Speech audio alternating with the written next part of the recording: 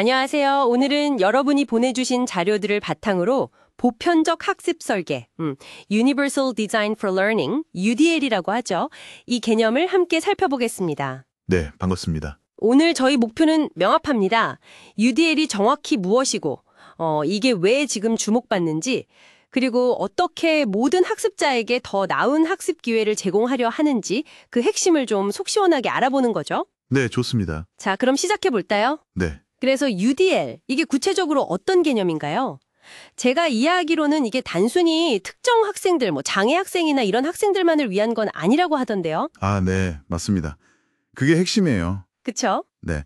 UDL을 개발한 캐스트라는 기관이 있는데 여기서 강조하는 게 학습자의 다양성은 당연하다는 겁니다. 다양성이 당연하다. 네. 소위 말하는 평균적인 학습자라는 건 사실상 없다는 거죠. 아, 평균적인 학습자는 없다. 흥미로운데요? 그렇죠. 그러니까 UDL은 이런 다양한 학습자들이 처음부터 존재할 거라고 예측하고 그에 맞춰서 유연한 학습 환경, 목표나 방법, 자료, 평가까지 다 유연하게 설계하는 하나의 틀, 프레임워크라고 보시면 됩니다. 처음부터 유연하게 설계한다. 마치 그 건축에서 말하는 보편적 설계처럼요. 휠체어 경사로나 자동문 같은 거 말이죠. 네, 아주 정확한 비유입니다. 그게 휠체어 사용자에게 필요해서 만들었지만 결국엔 유모차 끄는 분이나 짐 많이 드신 분이나 다 편리하잖아요. 맞아요. 모두에게 편리하죠. UDL도 그런 관점인 거죠. 학습 환경의 장벽을 미리 제거해서 결과적으로 모든 학습자에게 도움이 되도록 하는 겁니다. 그렇군요. 그럼 이게 궁극적으로 지향하는 목표는 뭔가요? 모든 학습자가 어떻게 되기를 바라는 건가요? 궁극적인 목표는 학습자 스스로가 전문가가 되도록 돕는 거예요. 전문 학습자, 엑스퍼트 러너라고 하는데요. 전문 학습자요? 네, 스스로 학습 목표를 세우고 필요한 자원을 막 찾아서 활용하고 또 전략적으로 배울 수 있는 그런 학습자요. 와, 정말 중요한 목표네요.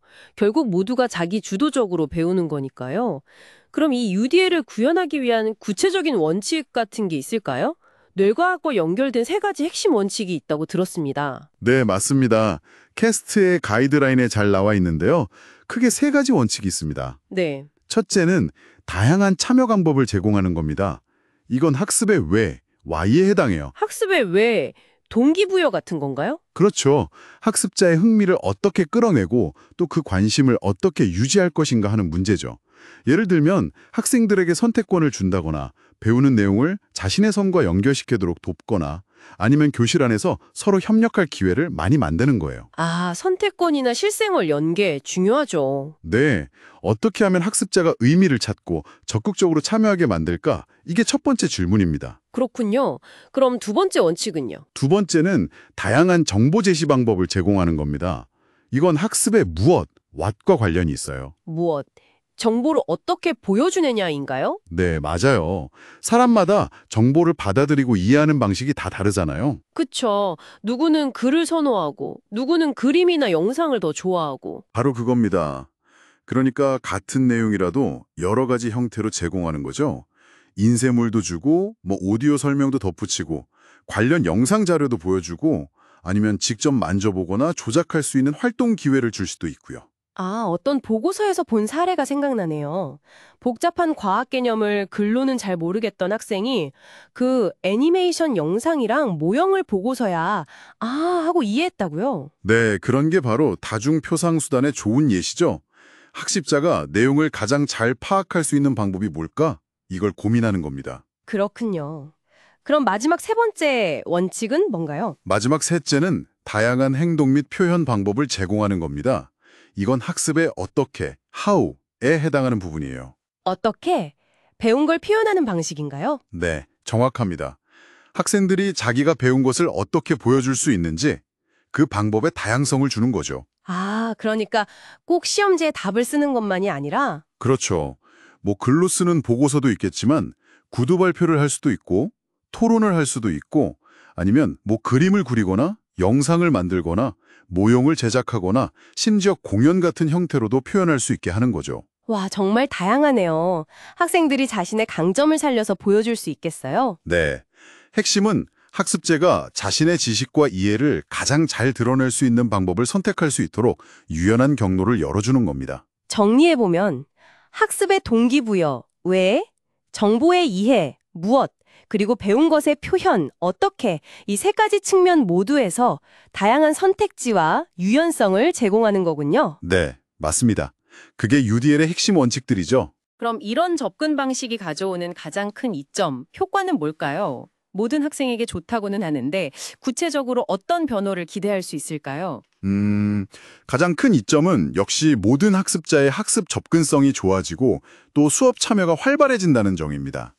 특정 어려움을 가진 학생에게만 좋은 게 아니라 사실상 교실에 있는 모든 학생에게 긍정적인 영향을 미쳐요. 모든 학생에게요? 네. 그리고 또 하나 흥미로운 점은 이렇게 유연성을 교실의 기본값으로 만들면 특정 방식의 어려움을 느끼는 학생이 나는 뒤처진다거나 나는 다르다는 그런 낙인감을 덜 느끼게 된다는 거예요. 아, 그럴 수 있겠네요. 모두가 다른 방식으로 배우고 표현하는 게 자연스러워지니까요. 그렇죠. 그리고 자료를 보면 이게 교사들에게도 긍정적인 영향이 있다고 하더라고요. UDL을 적용하면서 학생들이 가진 어려움보다는 강점에 더 집중하게 되니까 때로는 이게 교사의 소진을 줄이는 데도 도움이 된다는 연구도 있었어요. 와, 학생뿐 아니라 교사에게도 긍정적일 수 있다는 건 좀 의외인데요? 되게 이상적인 접근법 같아요. 그런데 보내주신 자료 중에 보면 교사들이 이걸 현실적으로 학교 현장에서 구현하는데 어려움도 많다는 지적도 있었거든요. 뭐 시간이나 자원 부족 같은 문제요. 네, 그건 정말 중요한 지적입니다.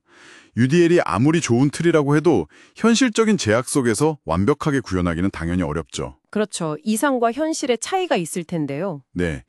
그래서 핵심은 처음부터 모든 걸 완벽하게 하려고 하기보다는 작은 변화부터 시작하는 거라고 생각해요. 작은 변화요. 네.